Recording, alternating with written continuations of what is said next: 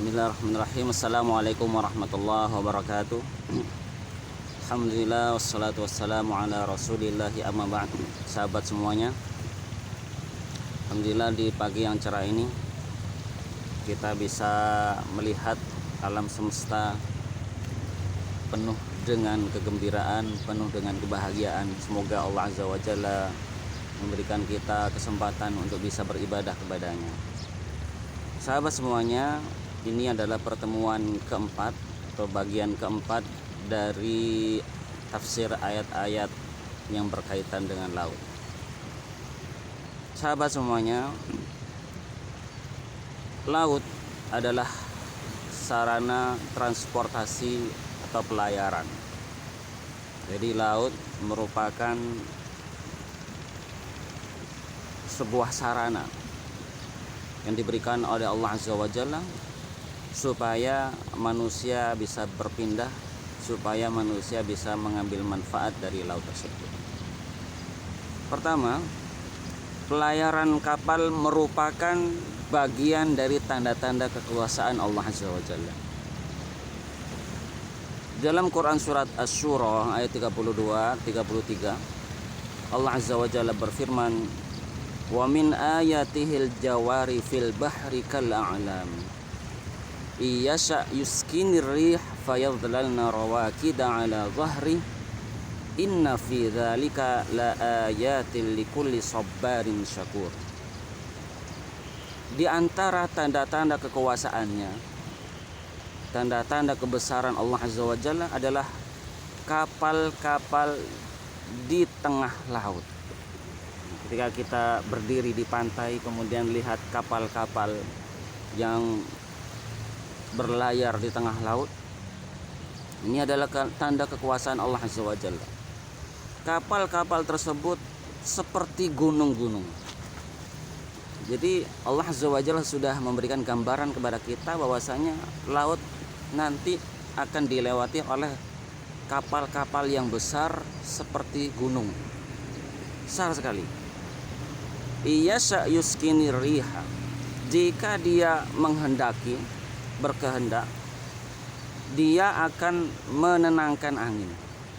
Jadi seperti ini angin sepoi-sepoi. Fayadhlalna rawakida ala dhahri.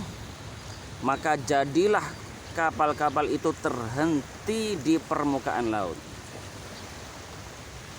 Inna fi dzalika laayatil likulli sabbarin syakur. Sungguh yang demikian itu tanda-tanda yang disebutkan oleh Allah Azza wa Jalla, terdapat tanda-tanda kekuasaan bagi setiap orang yang bersabar dan banyak bersyukur. Setiap orang yang senantiasa bersabar, sabar, syakur, dan orang yang senantiasa bersyukur. Maka kita patut bersyukur, sahabat semuanya, kapal-kapal yang berada di tengah lautan berlayar sesuai dengan kehendak Allah Azza wa Jalla. Kemudian yang kedua, Allah Azza wa Jalla berfirman, "Alam tara annal fulka tajri fil bahri bi ni'matillah." Tidakkah engkau perhatikan, kita lihat perahu yang berada di belakang saya.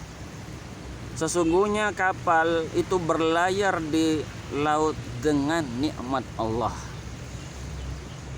Liyuriyakum min ayati, supaya Allah Azza wa Jalla memperlihatkan tanda-tandanya, tanda-tanda kebesarannya. Inna fi dzalika laayatil likulli sabbarin syakur. Sama di dalam Quran surat Luqman ayat 31 ini Allah Azza wa Jalla menutup firman-Nya, sesungguhnya yang demikian itu benar-benar terdapat tanda bagi semua orang yang senantiasa bersabar dan banyak bersyukur. Sahabat semuanya yang berbahagia, banyak sekali ayat-ayat di dalam Al-Quran menjelaskan bahwasanya kapal-kapal yang berada di tengah lautan itu adalah karena nikmat Allah Azza wa Jalla.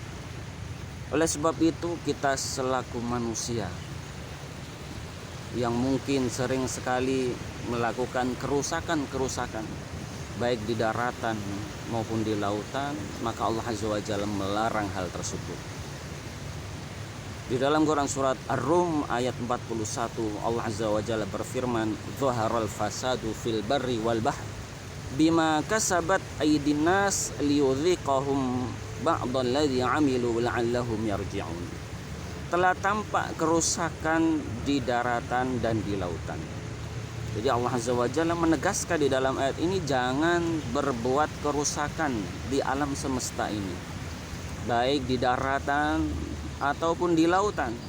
Di lautan contohnya dengan menambang pasir yang berlebihan, mengambil karang-karang yang berlebihan, dengan menggunakan bom yang bahkan bisa merusak ekosistem laut, bisa merusak karang-karang yang berada di dalam lautan, atau menggunakan jaring, pukat harimau dan sebagainya yang bisa menghabiskan seluruh ikan-ikan, bahkan ikan-ikan yang kecil.